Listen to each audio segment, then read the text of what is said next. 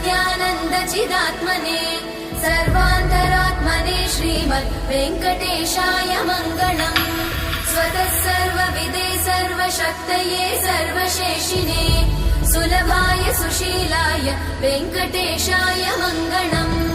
परस्मै ब्रह्मणे पूर्णकामाय परमात्मने प्रयुञ्जे परतत्त्वाय वेङ्कटेशाय मङ्गलम्।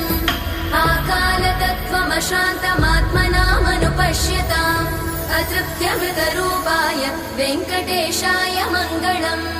प्रायस्वचरणौ पुंसां शरण्यत्वेन पाणिना कृपया दिशते श्रीमद् वेङ्कटेशाय मङ्गलम्।